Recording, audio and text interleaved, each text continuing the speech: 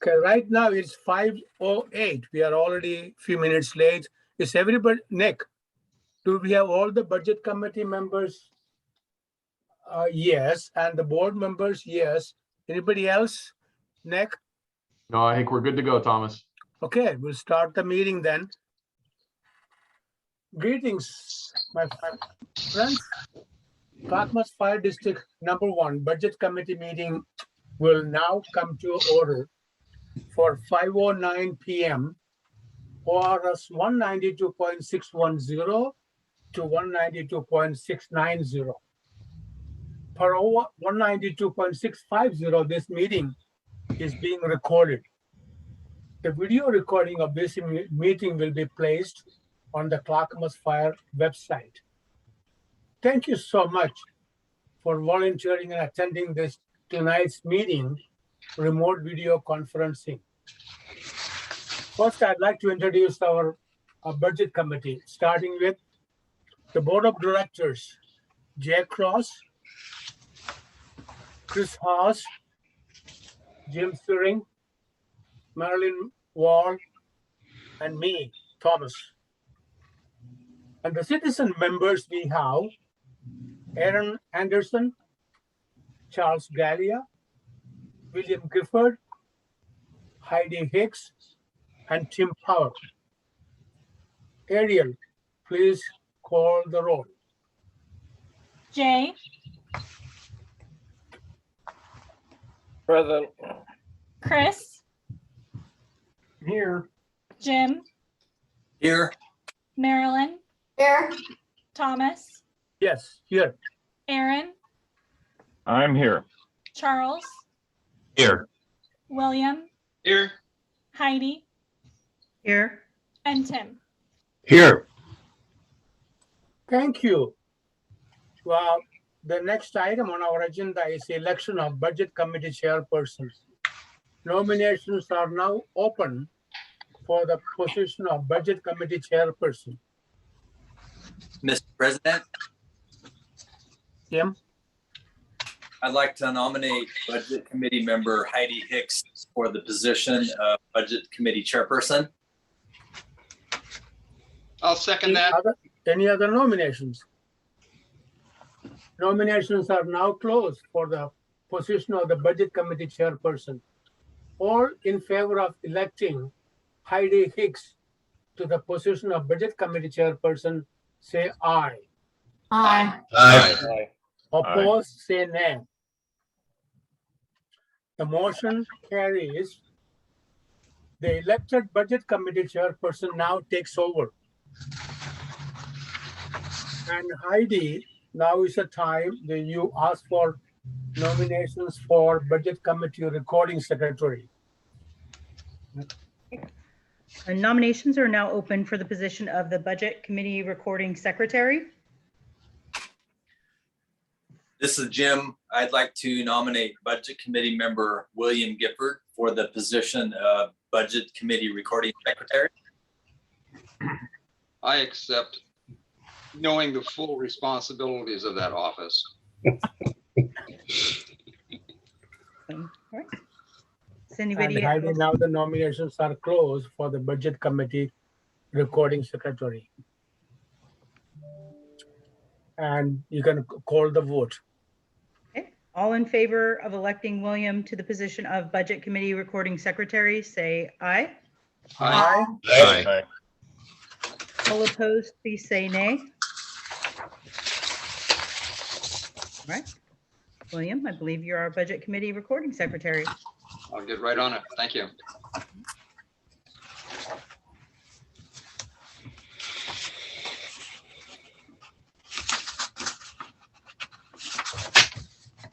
Do you have the agenda with you, Heidi? I do. I am trying to split my screen here so that I can see it and not flip back and forth. Okay, All right. That's okay. Take your time. Opening remarks on fiscal year 2022-2023 proposed budget. Fire Chief Nick Brown. Thank you so much, Heidi, and appreciate you and your willingness to take on the chairperson role, and William for the recording. I'm grateful to the budget committee and the citizen members and the board of directors, and grateful for your service to Clackamas Fire District. And I'm excited to bring forward to you today for your consideration the fiscal year 2022-2023 proposed budget for Clackamas Fire District number 1.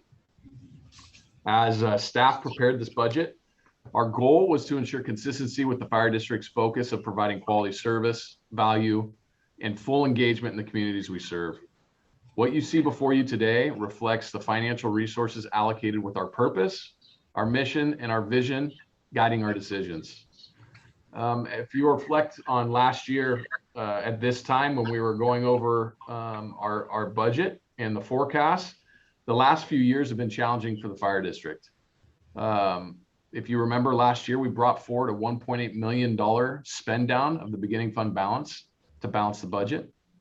When I became fire chief, we identified financial health and stability as one of our core organizational priorities. With our expenditures outpacing our revenue, we made some pre-fiscal year changes to get that 1.8 number down to 1.4 million. As we moved throughout the year, and CFO Whitaker took a deeper dive into our finances, and we noticed a budget error, that number of $1.4 million quickly went down to $3.6 million south of that. Putting the fire district back on a path to financial sustainability required difficult mid-year reductions in administration, fire station staffing, and I'm super proud. As hard as that was, I'm proud of the way the organization responded to the challenges that we faced. And I truly believe that we're going to become a stronger fire district as we build back our financial resources. I'm proud of the mentalities, the work that was put in, the collaboration of the Clackamas Fire family. And I'm really proud of the finance team. And I'm proud of the fact that what you're going to see before you today is a balanced budget. A balanced budget from $3.6 million mid-year. We're bringing forward to you a balanced budget. And that meets the direction that Director Marilyn Wall gave to me last year when I became the fire chief. And she says, Nick, you have 12 months. Marilyn, I think we've met that mission. And as we all would speak, none of us want to let Director Wall down. So what you see before you is that balanced budget.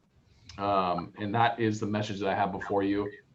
We'd be happy to answer any questions or turn the time back over to you, Heidi.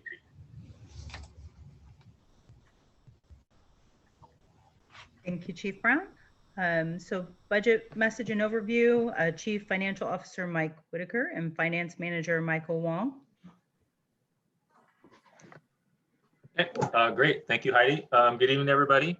Members of the committee and the board of directors. Thank you again for being here. I think like Chief Brown already said, I really would like to acknowledge district staff and thank the staff of Clackamas Fire for all the work that's gone in, both in putting together this budget, but also over the last 6 to 7 months as we identified some of the budget errors and put together the mid-year cuts. As painful as they were, like Chief Brown said, everybody really stepped up and pitched in, and it's made a big difference for where we are today. So my role this evening is to provide the budget message for you. So it's essentially an overview of the budget. As you probably know, there's hundreds of minor details that go into the budget, and I'll only be able to hit the big highlights in tonight's presentation. But of course, feel free to ask questions or follow-ups as we go along. But just to give you an idea of where we're going, I'll hit upon the key points from the budget message. So review of the current year, beginning fund balance, overview of revenues and expenses, the capital plan, the five-year forecast, and then a little information about the special funds, including the loan payoff proposal. So let me share my screen here and I'll walk through this presentation.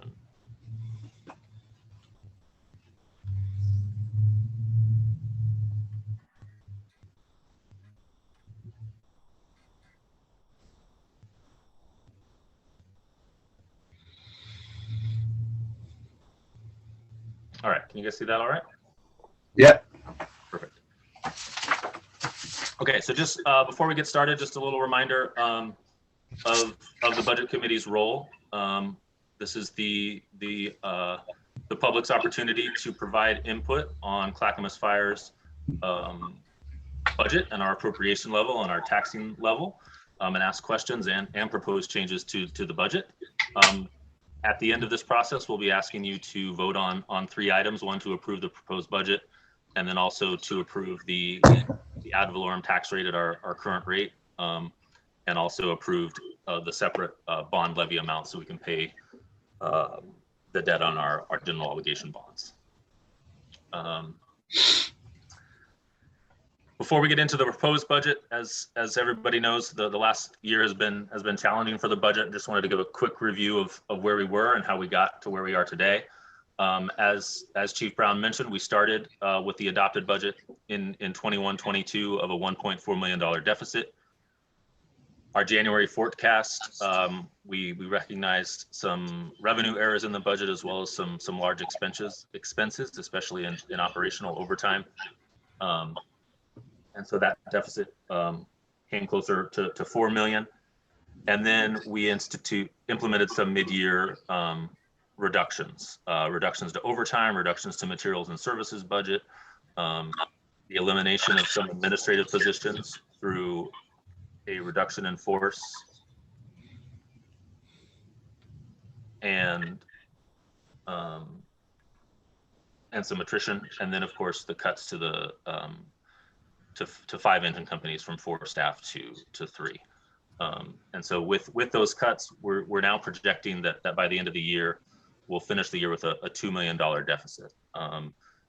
It could be a little better than that. That's my current projection, but we're trying to, since the cuts weren't implemented till February and March, there's no way we were going to get it all the way back down to the original budget level.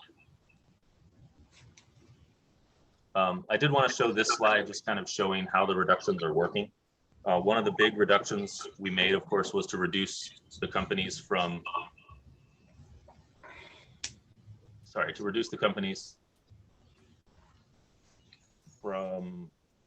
reduce 5 engine companies from 4 personnel to 3.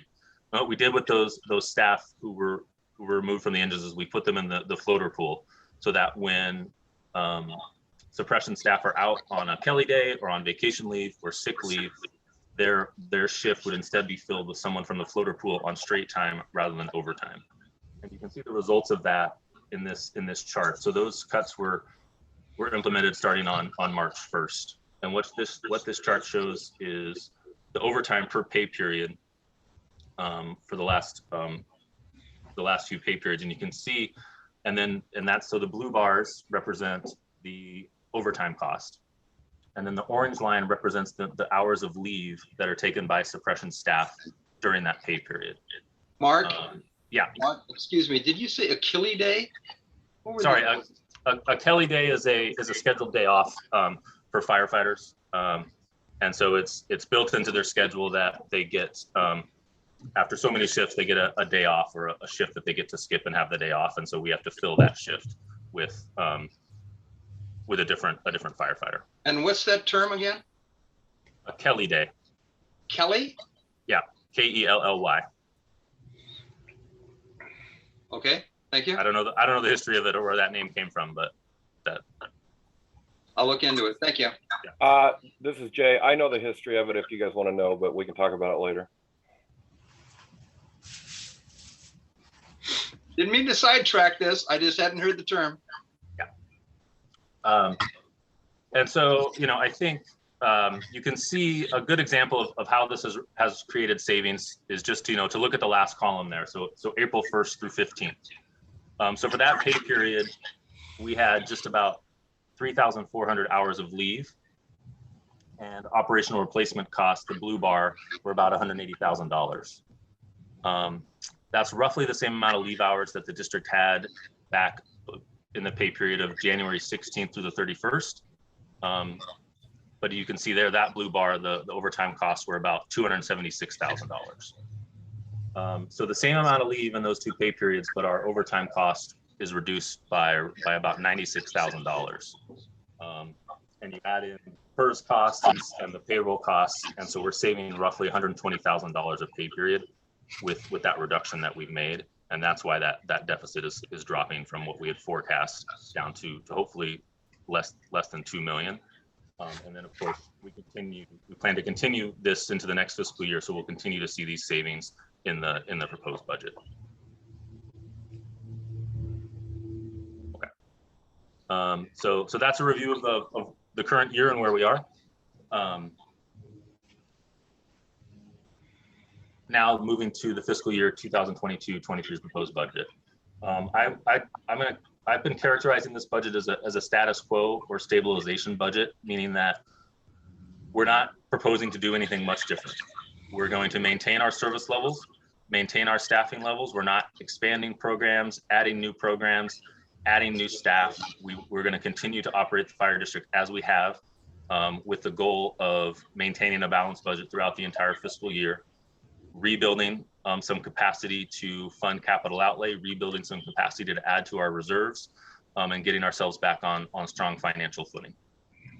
Like the chief said, it's a balanced budget with the goal that the general fund revenues match expenditures throughout the duration of the year. But that's not to say that there aren't financial challenges that we're not still facing and we're not still facing challenges, right? This budget does not fund all of the things, both internally and externally, that we'd like to fund. Just to tell you a little bit about our process, we went to each department. The finance staff looked at all of their past expenditures, all of their known obligations, and set a budget target for each department. And then asked departments if they felt that they needed additional funds to spend above that target to submit requests.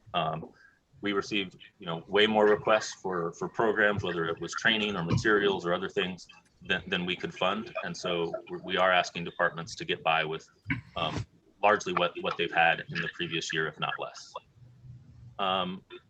A couple new things in the budget that hopefully you've heard about. The board of directors agreed last month, and the city of Gladstone agreed to enter into an IGA for the district to operate the Gladstone Fire Station. So that's a new IGA that'll show up in the budget at roughly $2.1 million in revenue. We'll also be implementing a new apprenticeship program with a $2 million funding from the state. So those are some new things, but they're fully paid for either through the city of Gladstone or through the state's grant funds.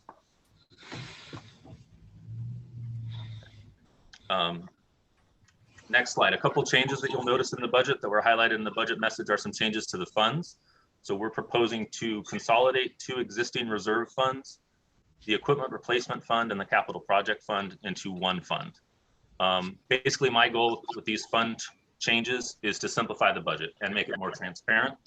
The fewer funds that we have, the simpler it is, and the fewer transfers we have between funds, the easier it is to follow the money and know what's going on. So in this first bullet point, the equipment replacement fund has traditionally funded firefighting equipment, apparatus, and vehicles. The capital project fund has typically funded facilities projects, so new roofs, concrete stations, everything like that. And so, but together they've both funded capital projects. And it made sense to me to put those into a single reserve fund so that we can track all capital expenditures in one place. The second proposal is to close the enterprise fund. This is a fund that was set up to track revenues and expenses related to services provided to outside agencies, in particular for the training division when they provided training to other jurisdictions. But frankly, it hasn't been used very much.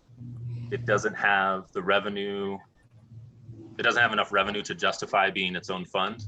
It just, so it makes a lot of administrative work for frankly, not that much benefit. And so I feel like it can be consolidated back into the general fund. We already operate some of our enterprise ventures, if you want to call them that, whether it's our fleet IGAs or other IGAs, those all also roll into the general fund. And I think we could manage the same thing in the general fund. So we propose closing that fund. And then lastly, that what you'll see in the budget document is the proposal to create a new grants fund, and in particular, put the $2 million from the state for the apprenticeship program into that fund. And that's basically recognized as a best practice to segregate special purpose grants outside of the general fund so that it doesn't get commingled with your general fund and give a confusing picture of your actual available non-restricted resources. So hopefully those three proposals for fund changes make sense. And that's the direction we'd like to go. I see William has your hand up. Thank you. A concern that I have about grant funds is that I don't want any organization that I see do this. I want to make sure that that money is not then expected when that grant runs out. I think the fund ought to be closed. It's not something. Budgeting for money that you don't have yet, I don't think is a good practice. And I've seen the school districts do it, and it bothers me a lot. William, I agree, and that grant fund is only going to have funds in it once we are awarded the grant, right? If there's a year and we don't have any grants, then yeah, the fund won't be used. And the only thing funded in it right now is the $2 million that we already have received and been awarded by the state. My concern is actually the opposite, that if we included grant funds in the general fund and didn't have them separated out, we wouldn't always be able to distinguish what's funded with a grant and what isn't. And so, and this has happened before with this fire district with an AFG grant, where we funded positions through an AFG grant, the grant ran out, those positions were in the general fund and they just stayed there. And we kept funding them, and now we had a budget problem and so having them in a separate fund, when the grant funds on the apprenticeship program run out, we're gonna see that in the grants fund, and the apprenticeship program needs to end, or we need to have a discussion with this group about how we're gonna fund it going forward. That's why I wanna see this separate grants fund. Makes sense. Mark, Yes. my understanding is that having the separate line item for a grants fund give a clarity when there is no funds. It will be a zero number, but the line will remain. So we know when the funds run out, when there is funds, right? Doesn't that give a better clarity? Yeah, I mean, that's what I think, right? For sure. If there were no funds, the fund would still show up. We're required to continue, like we have the PERS reserve fund, which we don't use anymore, but it still shows up in our budget document because it once had a balance, so we know that it was there. So even if the grant fund had $0, we would see that balance in there. But I agree with you, Thomas, that yeah, it'll help us track those grants a little better. Yeah, see Charles has his hand up as well. A better transparency of the funding. Chris, go ahead. Well, I think Mark addressed what I was going to say. This is, as I've watched this process for a number of years, it's been one of my concerns that you've had one-time grant funds put into the general fund, which skews any projections you try and do for what your continuing funds are going to be that are available, because they come and go as the grants run out. So I was really pleased to see this grant fund created, so you separate the two and you can better project what your ongoing revenues are. So I appreciate what Mark's done with it. I think it's a good idea. Thank you, Chris. Please go ahead, Charles. On the Consolidated Equipment Replacement Fund and Capital Project Fund and the Capital Replacement Fund, one of the things that occurred to me is that most capital reserve funds are created in association with bonds, and there are restrictions that are put on those funds. And I'm wondering if this may be creating more of a nightmare in some ways, or if, I mean, it's just my first glance at it. I was thinking about what items might be included or not. Does that make sense? Yeah, it does. And we do have a separate, and not to get too confusing, but we do have a separate capital construction fund that is distinct and is to only be used for proceeds from GO bonds, and that's a requirement of our GO bond agreement, is that we keep those funds separate in a separate fund. So even with this consolidation, we're still going to have two kind of separate capital funds, one for GO bond proceeds and one for all other reserve funds, whether it's a transfer from the general fund, the sale of surplus assets, or as we currently find ourselves with some urban renewal funds and some loan proceeds, all of which are going into this capital replacement fund. And I think with proper reporting and accountability of this fund, we'll be able to keep be able to report back to this committee and to the board, what the balance is in the fund and which funds in there are restricted to certain purposes or whatnot. For example, right now, the capital replacement fund has some urban renewal funds in it that are restricted to certain assets in certain locations, and we do note that in the other fund section that a share of these funds are restricted for that purpose. Okay, I assume we have a glossary or something that'll. There is a glossary in section 10 of the budget document. All right, sounds good. All right, thank you. Any other questions on the funds or concerns on that? Okay, perfect. Mark, I do want to be clear that I wasn't critical of creating the grants fund. I just wanted to make sure that we didn't have a mindset of expecting to spend money before we actually had the money. Yeah, no, I hear that, and no worries about being critical. I can take it. So let's hold on. Worry about, yeah. Okay. Okay, so the other, obviously the key component to starting the budget is the beginning fund balance. These are the amounts that basically carry forward from the previous year. They fund, they help us with our cash flow situations because the bulk of our property taxes don't come until November. So the beginning fund balance is really what we use from a cash perspective to fund operations until November. As you can see, it's been declining. We expect it to be lower again come July 1st for the start of fiscal year 22-23. And that's a reflection of our $2 million deficit and where we expect to end the year. Obviously, our goal with balancing this budget and hopefully generating a surplus is that beginning fund balance starts to climb back up to meet the board policy goal, which is 35% of operating funds in that beginning fund balance, which based on the 2022-23 proposed budget, that beginning fund balance to meet board policy would have to be about $24 million. So we are short there. Because the beginning fund balance is so low, there is the possibility that we would need to do some short-term borrowing to meet our cash flow needs towards October, the beginning of November. We've done that the last 2 years where we've made an agreement with the bank to do short-term borrowing, and we've had that put in place with board approval, but we haven't in the last 2 years actually had to draw on that balance because we've found a way to manage our cash. But I anticipate we will need to have a similar agreement this year in case that those funds don't last us until November. So there is a line item in the budget for short-term borrowing interest in case we need to do that. It'll be ready to go.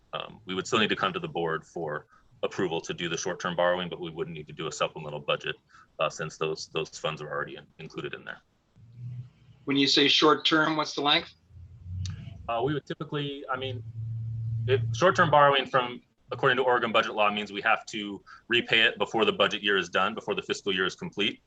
For us, it usually means less than a month because we might borrow, say, at the end of October, and then our property tax receipts would come in November, and we'd be able to pay off that balance within the month. Thank you. Yeah. Okay. The other key component of the budget, of course, is revenue. Obviously, the largest source of revenue for our budget is property tax at about 90%. And I'll get more into that on the next slide.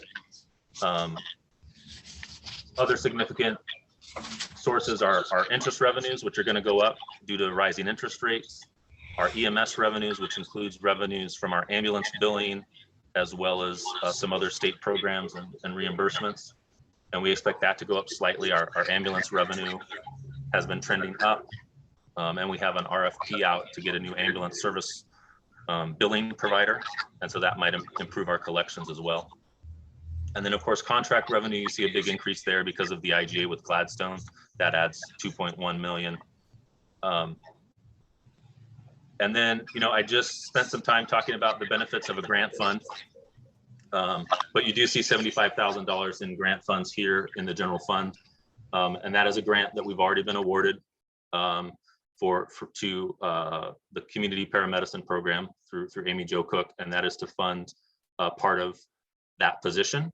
And so it seemed appropriate to leave that in the grants fund since it was, to leave it in the general fund since it's a small amount, and we know it's dedicated to just that single position. It'd be easy to track. So that's why there's still some grant funds there in the general fund. I do want to point out, and this gets back to William's point, you'll see in the 21-22 revised budget, $200,000 there budgeted for grant revenue. And that's kind of, I think, exactly what William was talking about. In recent years, the district would just put $200,000 in grant revenue in the budget on the assumption that it was going to get it. That's not going to be our practice going forward. You're only going to see grant funds in our budget when they have actually been awarded and we know we're going to get them. We have grant applications out there right now that hopefully we're going to get. And when we do get them, we'll come back with a supplemental budget or whatever we need to do to recognize those funds, but we're not going to count on them until they arrive. Excellent. That was exactly my point. Thank you. Go ahead, Charles. On the one position that there is the state has a planning grant that will allow local fire districts actually and police departments to fund a position exactly like the one that's being, this remainder 75,000. I think all of it would be. It's through a bill that Wyden passed, and I think the funds will be ready for distribution in the beginning of the year. And are you aware of what I'm talking about? Is it ARPA funding? No, it's actually, it's a discretionary grant that comes through Medicaid to reimburse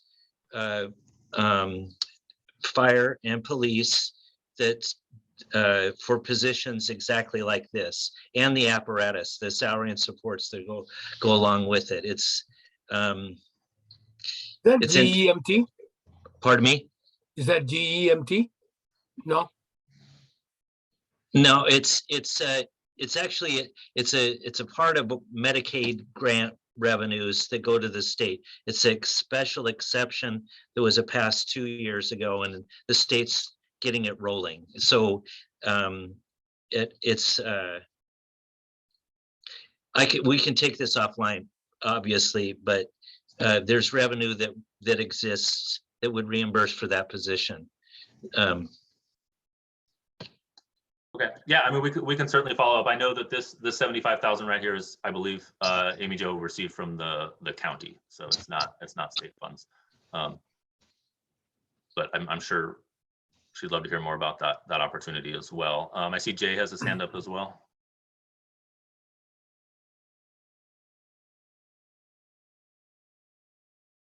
Oh, sorry, that was an erroneous click. Okay. He was just waving.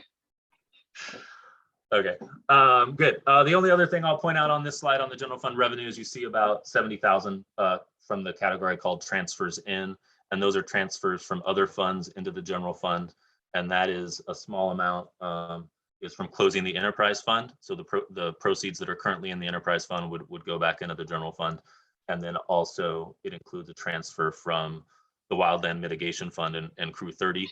So they reimburse the general fund for some of the district's overhead expenses for operating that program. Here you just see a chart showing our property tax revenue and AV growth over time. Obviously, this is the growth in property tax is the biggest share of our revenue. We base our forecast on the forecast we received from the county assessor's office.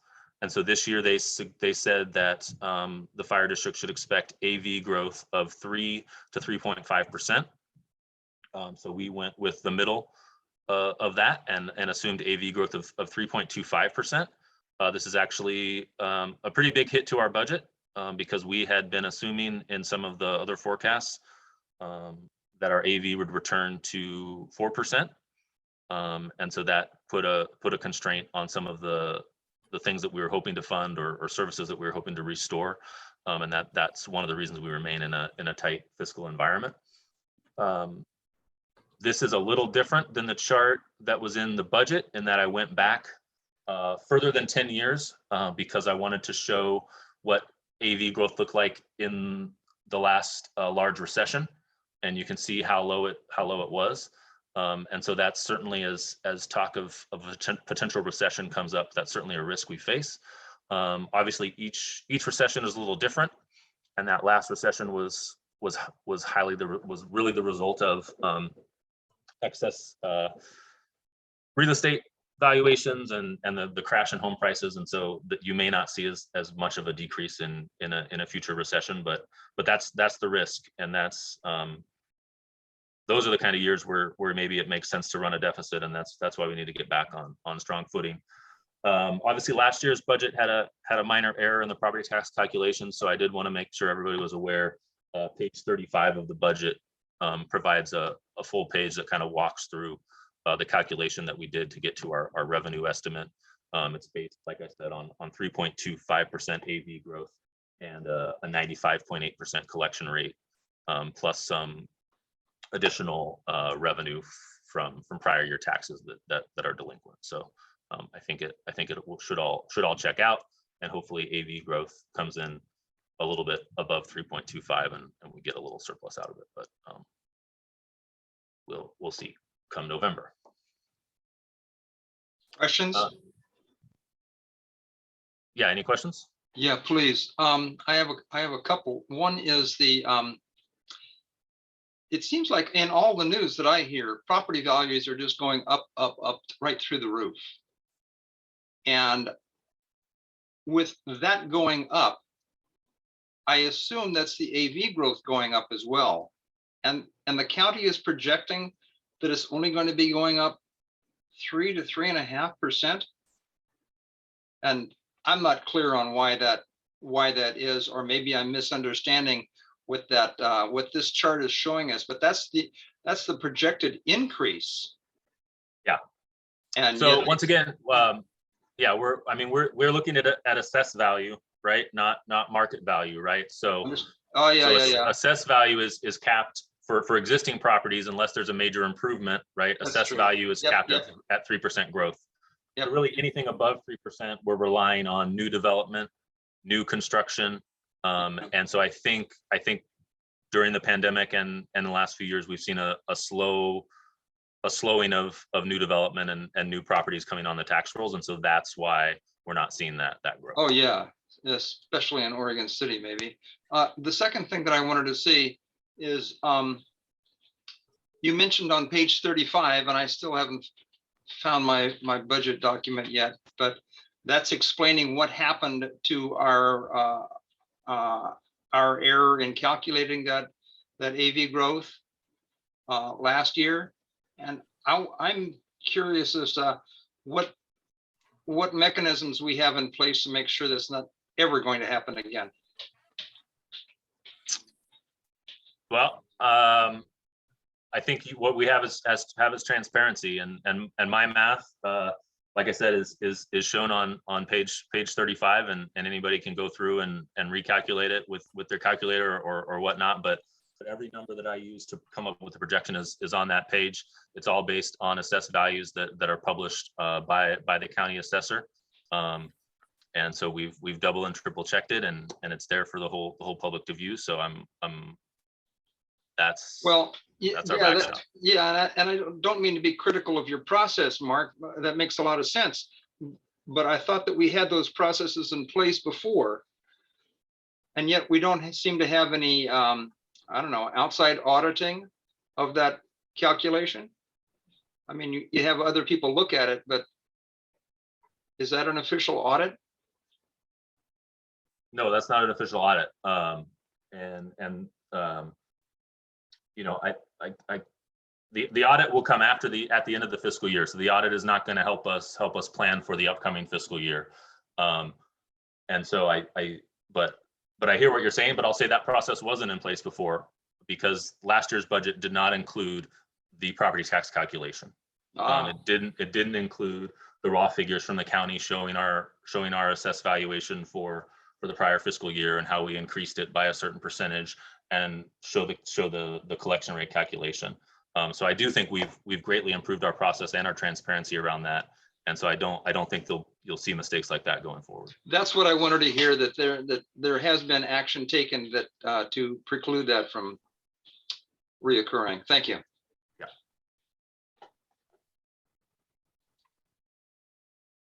Before we go on, any other questions on the property tax? Great. So of course, the opposite of the revenue is the expenses. This next slide shows a general summary of general fund expenses. As hopefully folks are aware, personnel expenses, so wages, overtime, salaries, benefits, make up roughly 85% of the budget. That's our largest expense by far. And I'll go into a little more detail on that on the next slide. But the other component here that I just wanted to highlight in terms of expenses is you'll see a large increase in debt service from just over 2 million in fiscal year 21-22 to 2.8 million in fiscal year 22-23. That doesn't reflect an increase in the district's overall debt service. All that reflects is we are now paying debt service that was previously paid out of the capital projects fund. I've proposed moving back into the general fund or moving into the general fund. These are the debt service payments on our 2018 loan, as well as our mortgage on the 130th Avenue property. They had been paid out of the capital projects fund in prior years. I think it's more appropriate for them to be in the general fund because they truly are general fund debts of the district that should be paid out of our general fund. And frankly, all we were doing last year, which you can see here, is we were transferring $628,000 out of the general fund into the capital projects fund to then pay that debt service out of the capital projects fund. So once again, in the spirit of simplifying the budget, rather than transferring money to another fund to pay it, why not just pay it out of the original fund? So that's why you see an increase in debt service and a decrease in transfers out. The other change you see here is there is still $192,000 transferred out of the general fund, and that is going to the capital projects fund to pay for Charles capital has a projects. question. Sure, go ahead, Charles. He got to it. It was that. Okay, that explains the 628, but what's the 192? So that was my question. Yeah. Great, and thank you. And one of the commitments that we made when we made the budget reductions was that we wanted to start contributing money back to paying for capital items and asset replacement, because we know that's an area we've struggled. And so we, because AV came in low, we weren't able to make as big of a transfer to capital items as we wanted, but we were able to put that $192,000 in there and hope to build that up more in future years. So I do have another related to it. Is there a standard capital replacement percentage or recommended, some guidelines that are along that? When you said it's under what we should be, how is what we should be determined, and what is that target? Right. There's general guidelines out there that, it's like you should be doing, 3 to 5% of your total asset value each year. My preference would be that we build a robust capital plan, and we're basing how much we should be spending on capital as to what's in our capital plan. So we've started that this year, as we'll get to. And of course, the district has its own standards for the life of its assets, right? How long is a fire engine supposed to be in service before it goes into reserve status and then gets retired completely? And so all of those should get rolled into this capital plan to figure out how much we need.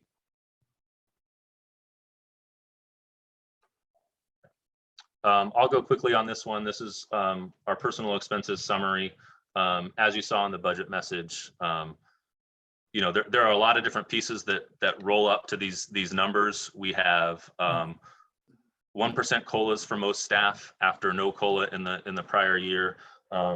Staff who aren't at the top of their range are eligible for step increases. So those things are increasing our salaries and budget. At the same time, you know, we had those mid-year reductions, so we have fewer positions, but then we're also rolling in the new Gladstone station, and we're transitioning to a new shift schedule that's adding a few positions. But overall, personnel expenses are staying pretty even compared to the prior years. And I think the other big piece,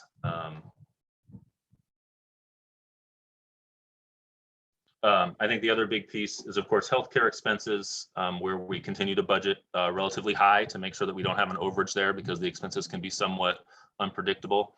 And then we also, I should just mention, have a new payroll tax that should be coming into effect on January 1st that we're planning on, which is the state's new paid family and medical leave insurance program, which requires a contribution from the employees and the employer. And so we're planning that we have to enter into that, although we still are awaiting more direction from the state on what that looks like. But we did budget $85,000 for that, just to make sure that we were prepared for when that tax came online January. Where is that on this chart? Right, it is built into that payroll taxes line. So Okay. that would be rolled in with Social Security and Medicare taxes that we're already paying as part of payroll, but we would also add in that paid family leave program when it comes online. Hey, Mark, So that- this is Jim. Hey, Mark. Go ahead, Jim, he's muted. Oh, hey, Mark, I just had a quick question. I see on this slide as part of the expenses is the workers' compensation for SAFE. And going back to the general fund revenue, is there any revenue funds budgeted to get that SAFE refund that we get every year? Is that just are you figuring that as it would just be a bonus if it comes in, or is there any amount figured on that? Because isn't that generally a couple $100,000 each year? Yeah, so there's a SAFE dividend that comes in, and the other one you mentioned, the SAFE refund based on our actual claims compared to what they expected. And so I do have some conservative amounts in our other revenue category for those SAFE payments. So, you know, I didn't want to be too generous in making that estimate. So hopefully it comes in higher than that, but there is some revenue that's assumed from SAFE for those payments. Okay, good. Yeah, thank you. And it's best to be conservative. I agree with you. So that's in that 1.4 million other revenue fund. Exactly. Okay, thank you. Yeah. So Mark, Go ahead, Meryl. on the healthcare expenses, I thought we had a stop loss of 5 million. So what else is included in that number? Right. So the stop loss payment is only for the health claims.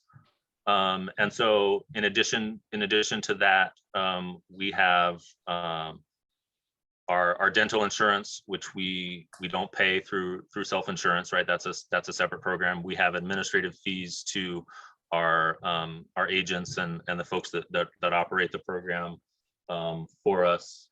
And I might be missing a couple other things, but this does assume that we slightly go over our stop loss agreement. And so in similar to what the category we were just talking with Jim, there is a small amount of revenue assumed on the revenue side for the stop loss payments that we would get if expenses did go as high as we budgeted them. Thank you. Mark? Yeah, go ahead, Thomas. The healthcare expenses, does that include the expenses to the wellness program? I'm sorry, to the which program? The wellness program we have. No. Most of the No. wellness program is budgeted in materials and services, right? Or in personnel, right? So that's Heather's salary and her staff's salary. That's what I mean. Yeah. Yeah, and then I think some of the benefits like the EAP program and stuff is built into the healthcare expenses, but the general operation of the wellness program is budgeted outside of benefits. Oh, I see. Thank you. Yeah. Okay. This next slide just shows materials and services spending, which is of course all of the goods and services that the district pays for. I just included this slide just to show that it remains, relatively flat over the last few years. We trimmed it down as part of our budget cuts, and you see a pretty sizable increase from the revised budget in 21-22 to the proposed in 22-23. But that's largely a few big items that have seen cost increases. Most notably, our fuel prices have gone up considerably from where we had them budgeted this year. So that's a big part of the increase. Utility prices have gone up, but for the most part, we're asking departments to operate on more, pretty much what they've had in previous years. We're not seeing a big jump on materials and services. Hopefully, we see some savings there if fuel prices come down again. But they've been pretty persistent the last few months in staying high, and so we had to build that into our budget. And with that, quickly, I'd like to take a little break and turn it over to our financial manager, Michael Wong, to talk about our capital plan. For those of you that haven't met Michael, he joined the district back at the beginning of January and is a valuable member of the team, and it's great to have him on. And he's going to quickly walk through our first, or at least in recent years, our first capital plan. Go ahead, Michael. Thank you, Mark. Okay, so yeah, a capital improvement plan is a blueprint which identifies current inventory, capital needs, the years in which funding each project should occur, and the methods of funding. Having a capital improvement plan is a best practice as it ensures the district is accountable to the community in respect to expenditure of public funds and also maintenance of public assets. Scheduled replacement of capital assets is vital for the safety of firefighters and the public, and it also allows the district to maintain uninterrupted services and reduce unnecessary costs for repairs and maintenance. Without a capital improvement plan, it would be difficult to measure the timing and total dollar amount required for capital projects in each year. The district recognizes two separate definitions for capital assets. For depreciation purposes, you might notice in our audited financial statements that capital assets or fixed assets are assets with an initial cost of $5,000 or greater and an estimated life in excess of 2 years. On the other hand, for budgeting and capital planning purposes, the capital asset definition is broadened so that it does not need to meet the same $5,000 requirement. And this allows the district to plan for capital expenditures that are significant in amount, even if their cost is under $5,000. So as you can see on this slide, the district has a wide variety of capital asset categories. The largest costs fall within facilities and apparatus, but there are also large projects for equipment such as SCBAs, self-contained breathing apparatus, or cardiac monitors. Next slide, please. Okay. The district's capital replacement needs for the fiscal year 2022-23 amount to roughly 1.29 million. Due to the district's limited budget, however, only about 669,000 of the highest priority items are proposed for funding within the fiscal year 2022-23 budget. The remaining projects exceeding the 669,000 will be deferred to future years. Not only is there a funding gap in fiscal year 2022-23, but as you can see towards the bottom of the table at the differences, there's an the identified capital needs exceed the available resources in each year through fiscal year 2026-27. And then I also just wanted to note that this 5-year capital improvement plan is a preliminary plan that is still in development. We intend to improve the district's long-term capital planning going forward and also in future budgets. Great. Thank you, Michael.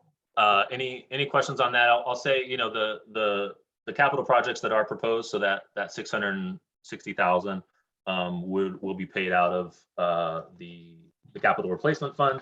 And so there's a list of those projects in the other funds section on page 122. So those are the currently identified projects that we're looking to fund through a mix of a transfer from the general fund, as well as some of the loan proceeds and urban renewal funds that we have. Charles, go ahead.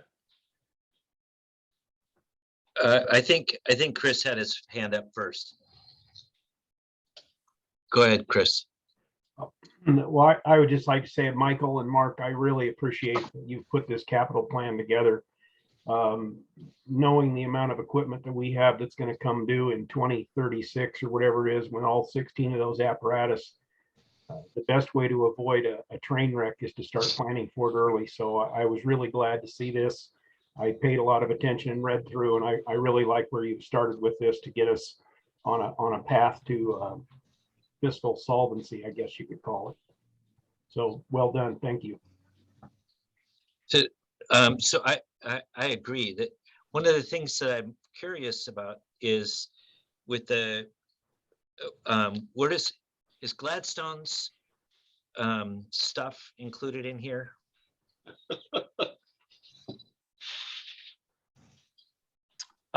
Well, no, not yet.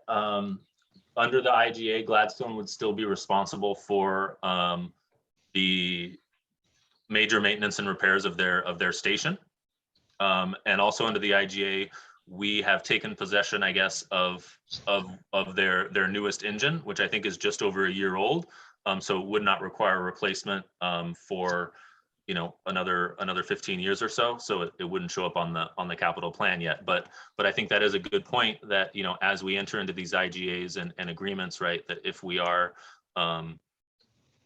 taking on new assets, right, understanding that comes with a cost, and we need to build in that replacement cost as we do that. But where we currently are with Gladstone, it's not an issue that we need to address just yet. Thanks. Jay, is that your hand up or another inadvertent? No, that's me. Okay. Hey, no, I want to ditto basically what Chris just said about the capital improvement thing. I think that's awesome. I love to see that. Chief Brown and I talked about this a year and a half ago or so when he first became the fire chief, about this one gap in our budget that we've always had before, of not quite knowing where we're going when it comes to those capital challenges that we have in the future. And so I want to tell you, I really appreciate it too. This is something that I have paid attention to, probably not as much as Chris, but something I've paid attention to as well. And I just want to tell you, I appreciate it. Thank you very much, you guys. Thank you. Yeah, I did realize it was in my job description, so I better do it. So, William, go ahead. I have some comments about estimated resources, specifically regarding urban renewal. I know that Merrill and I have locked horns a little bit over urban renewal, but I did get a glimmer of news that the North End development in Oregon City, the newspapers tend to pump up the fact that they are asking for $40 million of public funds. That's what they call it. But the fact of the matter is that, and I've spoken with the developers directly, is that they are exploring a lot of other options of financing that brownfield before they can do any development. And rather than asking for $40 million from urban renewal, there's a good possibility, and don't hold your breath, but this is the inside possibility of not requiring any urban renewal money at all. And what that means is when they close that district, which I hope is going to be soon, if we can ever get anything done in Oregon City, is that that will be an additional $40 million available. So I remain cautiously optimistic that, that we are going to turn a corner. And as I have indicated to Chief Brown, I'm hoping that development down there is also going to be able to provide a facility for us housing our larger equipment and having a permanent station in that location so that we can get out of station 15. It's a very complicated web that we're maneuvering here, but it's looking somewhat more optimistic all the time. Thank you, William, because I've been holding my breath and I'm starting to pass out. So that's awesome. That's great news. Working on it, buddy. Working on it. Oh, Mark? okay. So going forward, I did want to address Other the question. Oh, sorry. Jim has a question. Oh, can you go back to the capital plan outlook? First, I wanted to make a comment. I concur with my colleagues, Chris and Jay, that I don't know that we've seen this presented in this format like this. So good job. It gives us a picture of where we're headed. I look forward to, I got the invitation for the June meeting. I believe that's maybe part of the topic of that work session in June is to, I'm looking forward to hearing ways to maybe how do we address this the way that it is now. So I think it's all great timing. And then I just had one question in 24-25, there's 2.7 million for communications. I was just curious what that was. Is there something that comes up at that, like a communication system that comes due at that time or something? Yeah, that's a placeholder for essentially, I believe, the replacement of all of our portable radios. And so that's pretty much the cost estimate for what that would be when that comes due. Okay, thanks. Yeah. And similarly, just, there's a, in 23-24, there's a large amount for EMS and rescue equipment, and that is for new cardiac monitors district-wide. And we have applied for an AFG grant for that, and are hopeful that we get it. But yeah, that's the big piece in 23-24.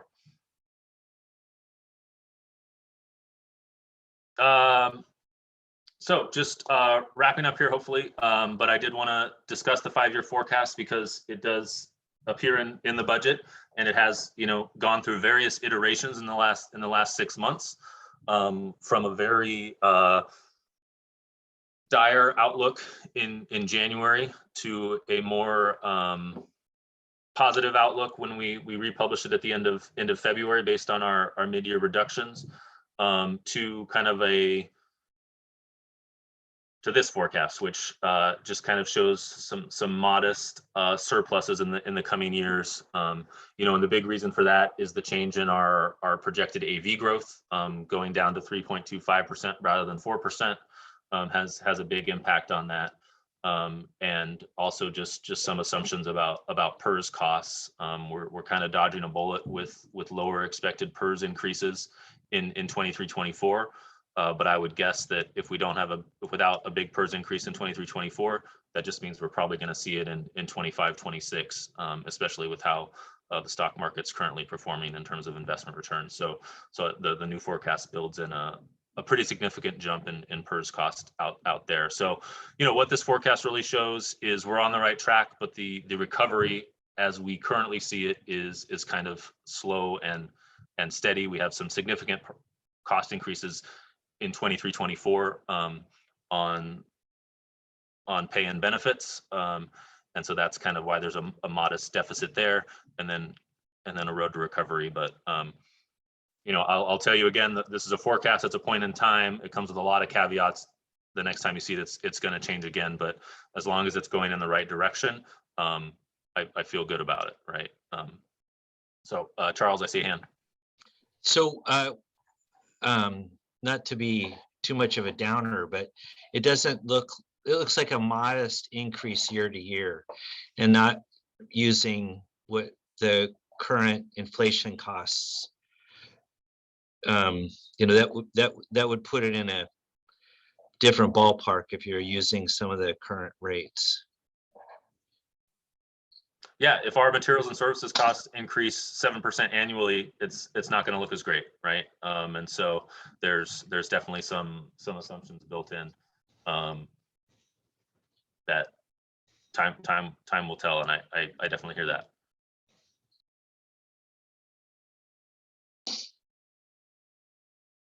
Okay, there's just, I think, 2 more slides I wanted to cover. Probably one kind of proposal in the budget that I wanted everybody to hear about, and it's detailed on page 120 of the proposed budget. Right, is this loan payoff idea? And so the background on this is, as you know, or as you may know, the district took out a loan in 2018 for $7 million. Currently, the district has about $1.66 million of the loan proceeds left sitting in our capital replacement fund. Annual debt service on that loan is about $506,000 each year through 2032-33. And then in 2032-33, 2 things can happen, right? Well, the loan resets in 2022-23. And the bank can either require repayment of the entire remaining principal amount of 2.2 million, or it will allow the district to continue the debt service for another 5 years at a new interest rate. So then the debt service would go all the way through 2038-39.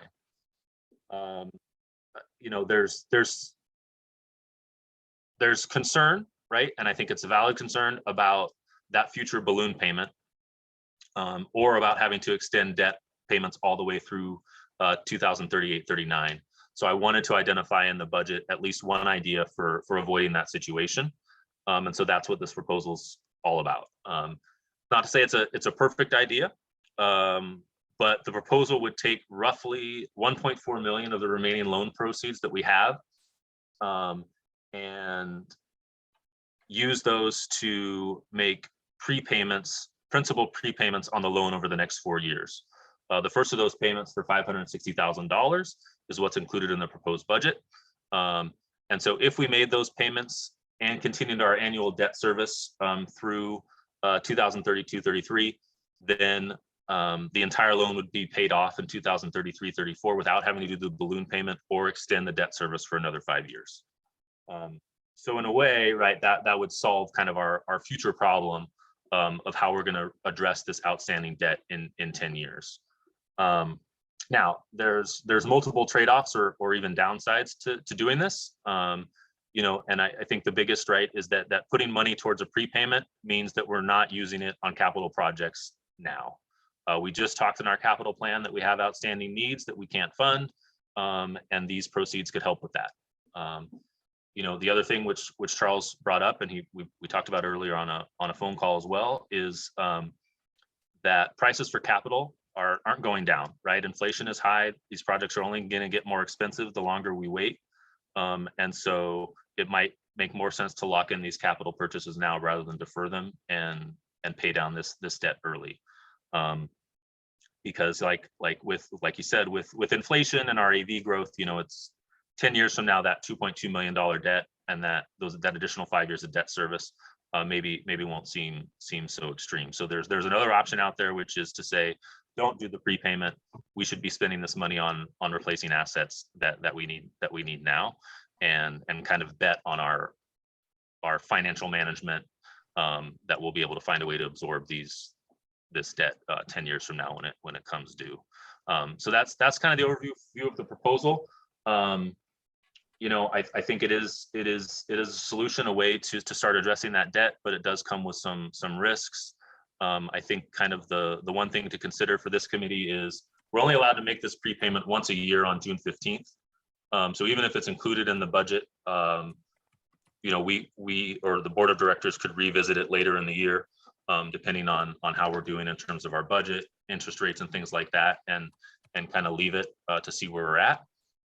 Or this committee could decide to make changes or they don't like it, but that's kind of the overall proposal as we put it into the proposed budget. So Chris, I see you have a hand up. Yeah, you actually just covered my question, Mark. That's, I understand this has trade-offs. I like the idea of starting this, we're limited to how much we can prepay, but this gives us the window. If we put it in the budget, we don't have to make the payment. If it turns out we have something that's mission critical that comes up, we can always just decide not to make this prepayment. But this gives us the option to. So I really like this. I appreciate you found the loophole. Yeah, I mean, this just sets the appropriation level. There's no requirement that we have to spend to it. But if it's in there, we have that option. And certainly I wouldn't authorize a $560,000 payment next June without first revisiting it with the board, right? Nor do I think I could under our policy. So Jay. Yeah, once again, I agree with Chris. The options, especially in this financial pickle that we're in right now, I think having options like this is a good thing. So I think it's great. Thank you once again, Mark, for finding that opportunity for us. Hey, Mark, this is Jim. Again, I concur with my colleagues, Chris and Jay. But I had a question. What was that $7 million loan for? I don't remember. I believe it was originally mainly for a new administrative building and also to help finish some other projects that were originally intended for the GO bond, but maybe there weren't sufficient funds within the GO bond to do it. And so when the new administrative building wasn't undertaken, that's why we still have some proceeds left, and that we need to figure out what to do with. Yeah, Mark, this is Jay. I'm sure Marilyn can remember all the details better than I can, but yes, there were some cost overruns with building of Station 19 and Station 16, and with those cost overruns, and then some things I believe that happened with one of our agreements with the college. We had to pay for some things on that too, but yeah, that's exactly what happened.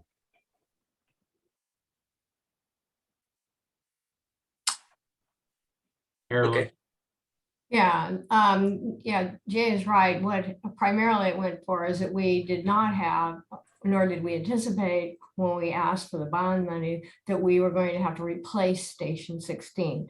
The expectation at the time that the bond was requested was that Station 16 would be fixed up. But when we got in there and found that it was needed to be completely rebuilt.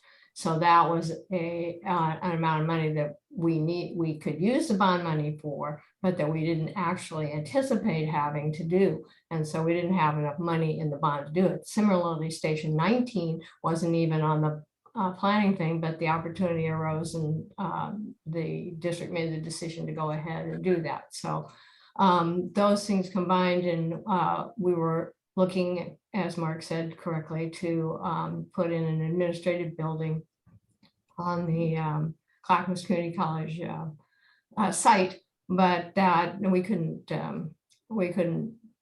get a building of a size that we could afford. And so that went by the way, but we had originally borrowed $10 million.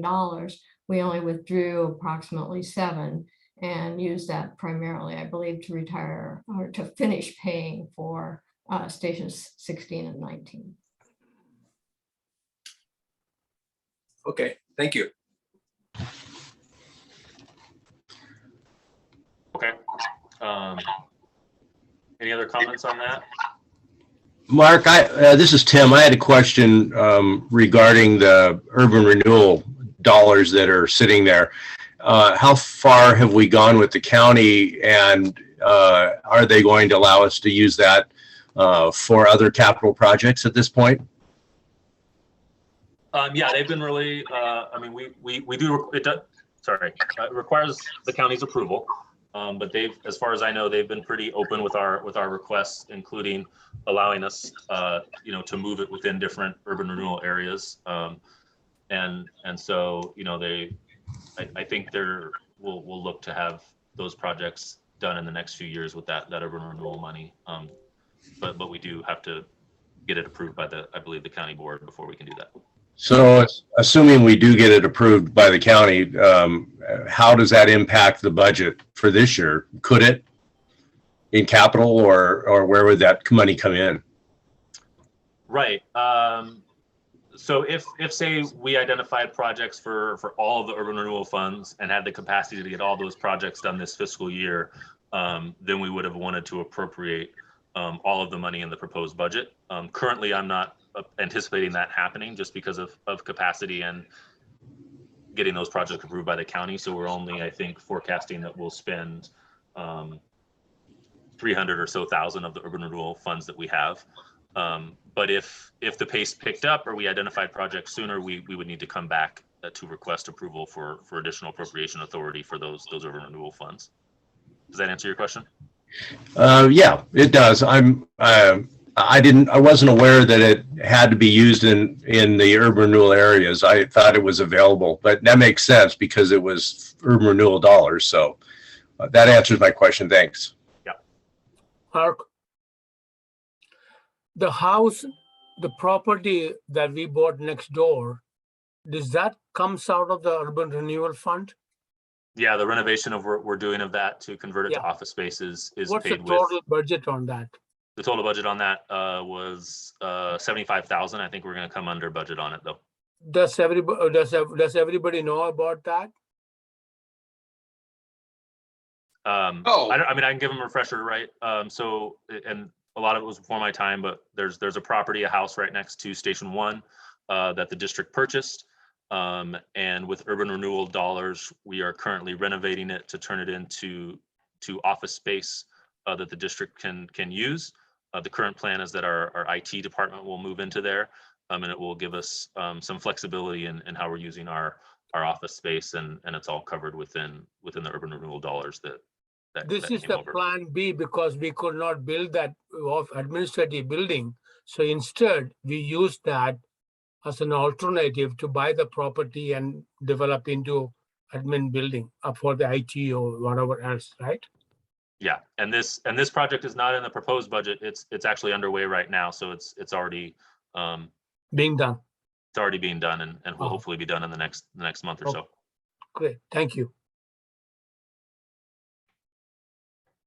All right, I just have one more slide, and it's the general obligation bond debt, and I just wanted to include this because that is one of your roles, is to approve the tax amount for this debt, and basically it's just that this is our principal and interest payments for the debt in 22-23, and so that's what we'll be asking you to approve as a bonded debt levy of that 2.259 million. Which I think, along with our prior year tax collections and our interest earnings on the funds in that account, that should all be sufficient enough to cover our general obligation bond debt payments for fiscal year 22-23, and that's why the staff recommendation is to approve a bond debt levy amount of that amount. So anyway, so that's it. Oh, Marilyn, go ahead. Yeah, Mark, what's the amount of that bonded per, for dollar? It's like 10 cents, 12 cents, 9 cents. What is it? Yeah, I think it's right around 10 cents. It will be with the new AV, maybe a little under. But I'd have to pull that up, but I think that's about right. Okay, I just was curious because part of the pitch to the public at the time was we're going to keep it won't be over 10 cents. Okay. And I know we did have 1 or 2 years where we did bump it up a little. So I was just curious. Thank you. Yeah.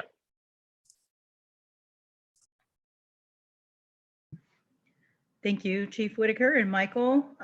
This time, I want to open it up for a general discussion. I think, Thomas, you would like have something to say? Yeah. I want to make a couple of comments. The citizens of this budget committee may not know that I have been privileged to work with the chief and his team through this one last year. They have literally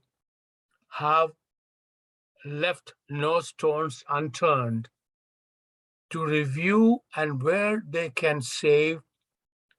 And instead of approving the status quo, they have gone at great length to work through every single aspect of our expenses. And that's why Mark, Nick, Michael, and all the team were able to present this budget today. And I'm very, very proud to work with not only a team of the chief and the team, but also the board of directors who totally have been supportive in making Nick do work with his team. And of course, my heartfelt appreciation for all the citizens committee members, to all of you for participating in this process. And I thank you. Thank you, Thomas. Anybody else? General discussion? Yeah, I have one. William? We talked about fuel prices, or Mark did a bit. And I know that Mr. Powell Null has sometimes mentioned smaller vehicles, and we've weighed pros and cons of those options as well. But I have not ever heard any discussion of electric vehicles.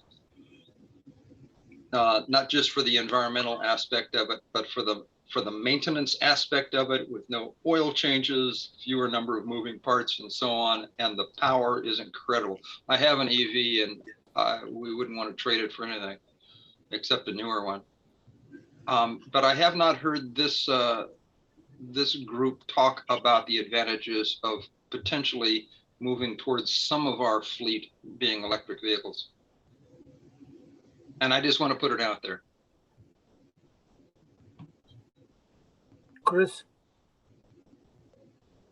Well, there are plenty of pros and cons that we could discuss about electric vehicles and rechargeability and turnaround times and all kinds of, I'm sure, operational details. But I guess the thing I would say, it's really not a subject for the budget committee as much as it is for the board, and we might take that up at some point.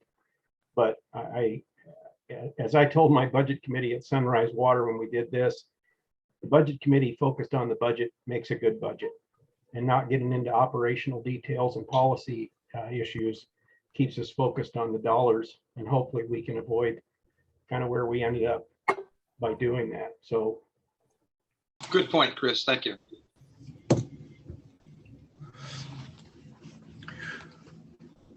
Any other general discussion? Heidi, I've got a question. I've just interest in the Gladstone IGA, and I'm not aware. I wasn't aware of it until this budget document came out, and for whatever reason. But I'm curious to the extent of that. Are we the district taking the ownership of the employees? I don't mean ownership, but responsibility for the employees, their salaries, etc. The equipment, you said we are. The building, I think I heard that Gladstone's going to maintain the maintenance of the building. I'm just curious to the extent how that will impact us, specifically around employees and training. Thanks, Tim. Brian, would you respond to that, please? Certainly. Thank you for the question. So the Gladstone IGA, or Intergovernmental Agreement, is a contract for all fire and emergency services. So we are going to provide service to the city of Gladstone, just like we provide it to the city of Milwaukee, the city of Oregon City, in our unincorporated areas. With the exception that rather than receiving tax dollars directly from the residents, we're receiving dollars from the city of Gladstone for the services. So with the employees, they have 3 full-time employees that will be coming over and joining our roles. And then they have a small handful of volunteers or paid-on-call firefighters currently that are expected to come over as volunteers for us.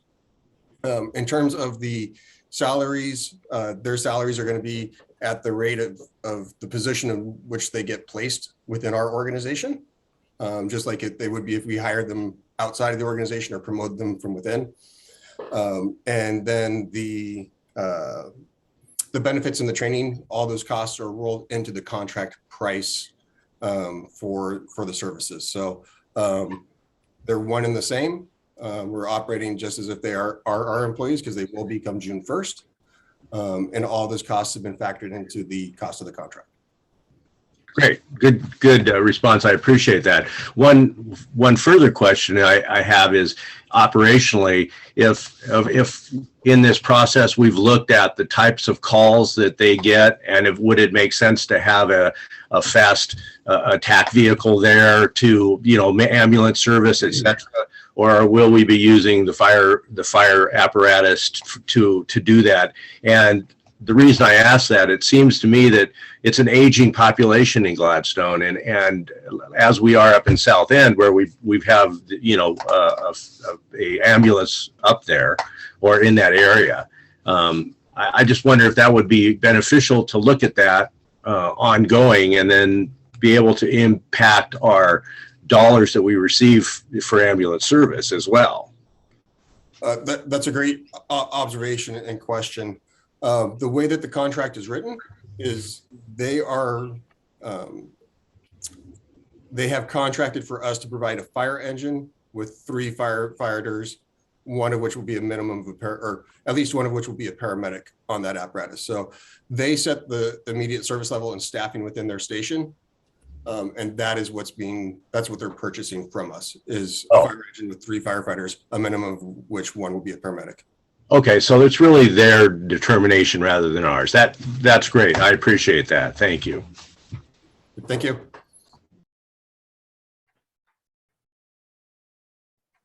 Aaron here. I have a question. Yeah. So we heard the presentation about moving to this new D shift. I'm unfamiliar with that. Can you explain, does that just take us from a 72-hour operation to a 96-hour operation? How does that affect the budget? How does that affect pay and days of the month worked and those kind of things? It's this, Brian, why don't you dive into this one too? That way I don't butcher the explanation. Yeah, certainly. So the schedule change, what's called D shift, is simply a rearrangement of the days that they work. That doesn't affect the total number of hours or shifts a year that our members will be working straight time or their regularly scheduled shifts. The intent behind the D shift schedule provided a couple things, but the focus for the organization was looking at the rest, recovery, rehabilitation of our members. And there's a lot of research that has been done specific to shift workers, and there's some that has been done with firefighters specifically that looked at the amount of time that recovery time from interrupted sleep and the cortisol dumps and everything that occurs on shift, kind of this hypervigilance states that can occur. So we, in collaboration with the local, identified one of the ways to address that health and safety concern that we had was through this rearrangement of shifts. And so it provides them an opportunity to have work one day, have 2 days off, work one day, have 4 days off, and that cycle repeats, with the exception of every 24th day, they work an extra shift back. And that extra shift back every 24th day is what equalizes the D shift in what perceives to be a reduction in work hours to the work hours that they would work if they maintain their current 1 on 2 off schedule. So the board still needs to consider the contract, and so that'll be presented at the board meeting this month. But that's generally the basis of how D shift compares to the 1 on 2 off schedule. Okay, thank you. If I may, Aaron, one of the concern the board has, changing the quality of life from 20 years ago or 10 years ago to today, to attract and keep the best of the best in our organization, we need to provide that quality for quality of life. That's what it comes down to.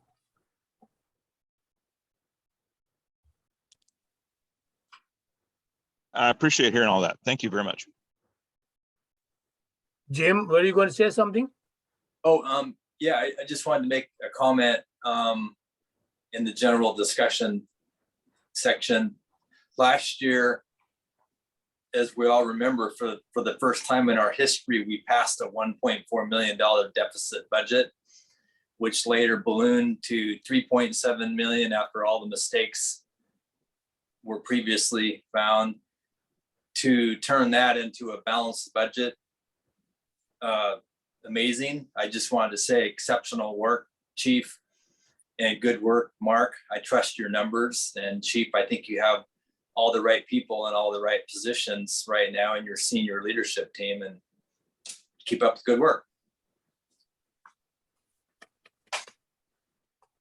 Thanks, Jim. They're Chris, pretty I see amazing you're people. muted. Did you have a comment? No, I was just giving a thumbs up. Thank you. I appreciate that. And my comment would just be that, yeah, that's definitely what we're striving towards. But, you know, the proof will be on June 30th, 2023, right? If it's still balanced. So that's what we're aiming for is not a budget that is balanced on July 1st, but it's still balanced 365 days later. So we'll be revisiting that. And hopefully these assumptions that we've built into it hold out or go into the positive territory when we're talking about a surplus rather than just a balance. So we'll keep you updated. Thank you. Last general discussions.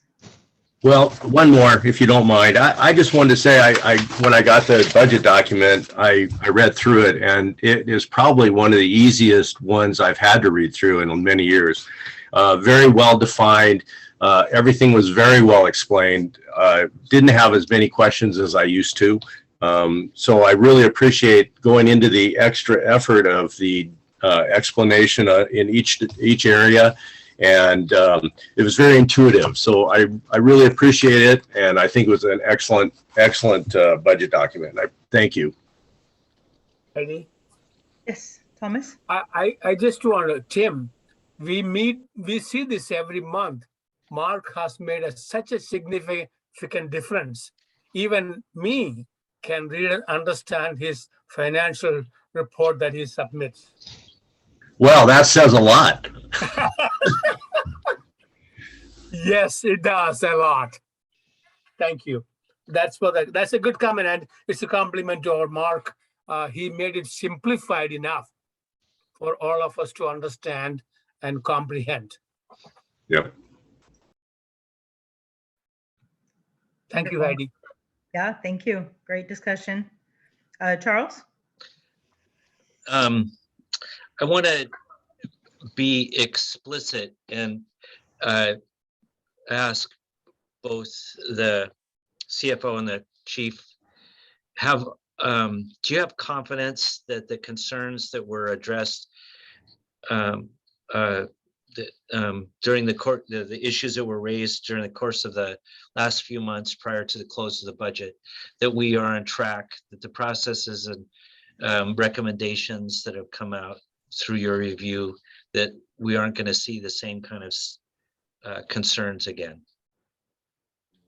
Obviously, we're in the business, Charles, of natural disasters and destruction and mayhem, right? That's why we exist. So I cannot foretell another 2020 wildfire season. I can't foretell another natural disaster that's going to hit, an earthquake, whatever may be.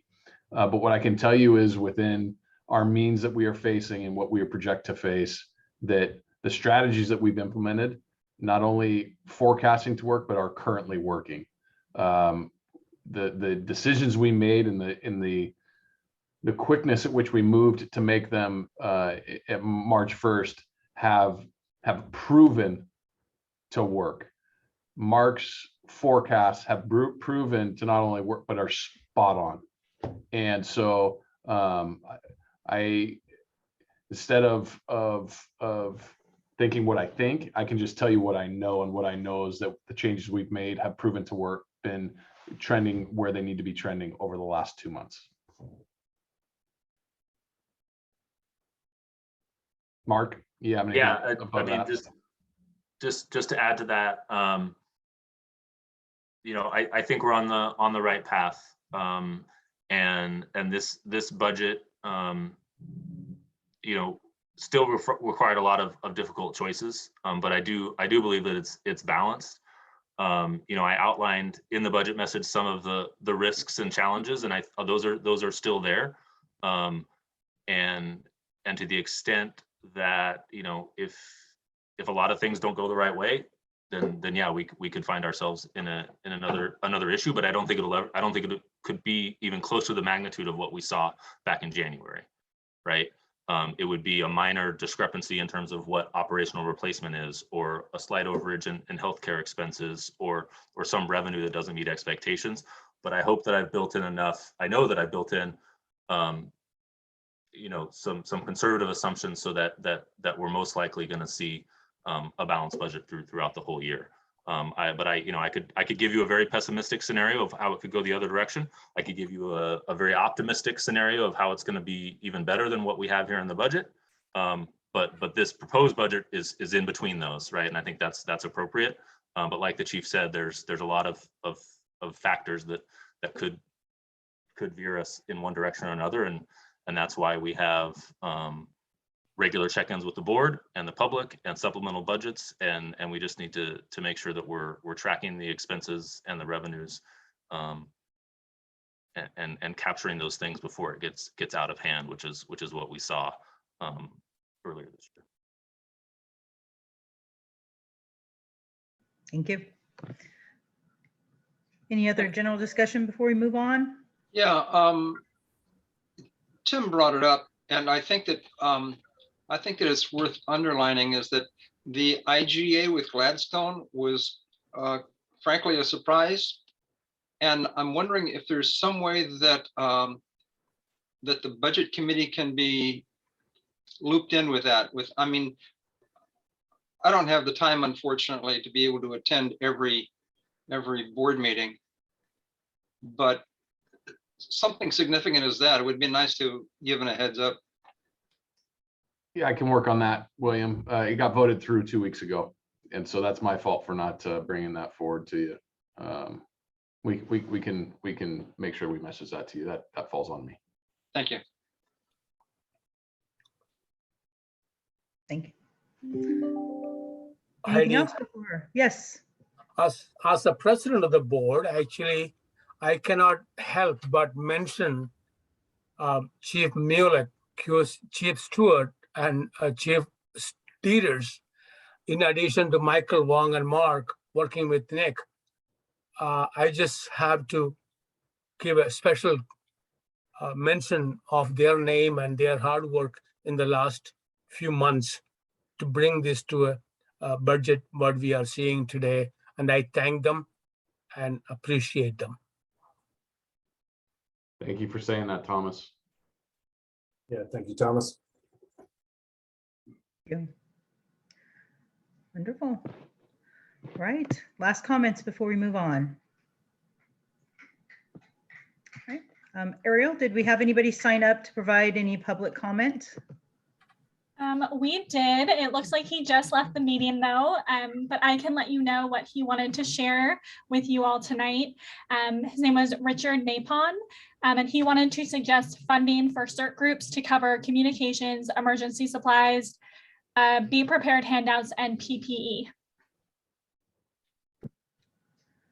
Wonderful, thank you. And is there someone who did not have a chance to sign up prior to the meeting who has public comment? Please use. We do not have anybody in the attendees. Okay, perfect. All right, so moving on, there are 3 recommendations from staff regarding the proposed budget for fiscal year 22-23. Yeah. Do I hear a motion to approve the proposed budget? Madam Chairman, Aaron Anderson here, and I would so move. I'll second it. Perfect, thank you. Ariel, can you please call the roll? Thomas, Yes. Aaron, Yes. Marilyn, Yes. Jim, Yes. Charles, Aye. Tim, Aye. Jay, Yes. Heidi, Yes. Chris, Yes. and William. Yes. Did you miss Jim? No. No, I said yes. Oh, okay. I'm sorry. Sorry. No, he said yes.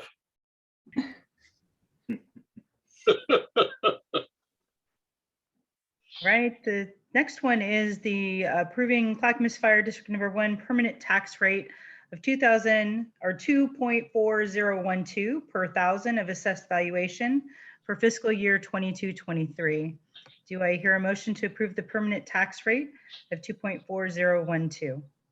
So moved. Thank you. I'll second. Hear a second? Chris Hawes. Thank you. Ariel, can you please call the roll? Charles, Aye. Heidi, Yes. Chris, Yes. Jay, Yes. Aaron, Yes. Thomas, Yes.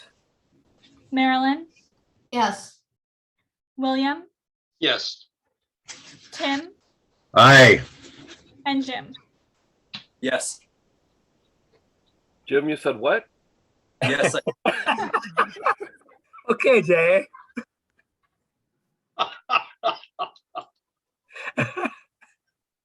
All right. So next order of business is the bonded debt at $2,259,050 for fiscal year 22-23. Do I hear a motion to approve the levy bonded debt at $2,259,050? So moved. Thank you. Do I hear a Second. second? I second it. Thank you. Ariel, can you please call the roll? Jim,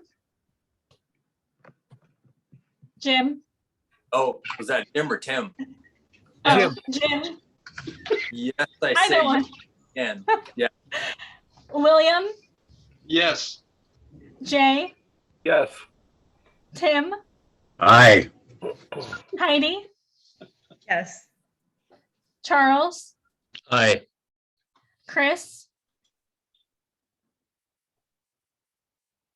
Chris, you're muted. Yes again. Aaron, Yes. Thomas, Yes. and Marilyn. Yes. So if there's no further business for tonight, the meeting is adjourned at 18:51. Thank you, everybody.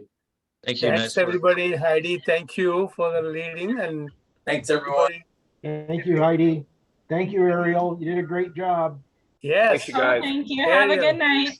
Thank You you. Good came to evening. the challenge very well. Good night. Bye-bye.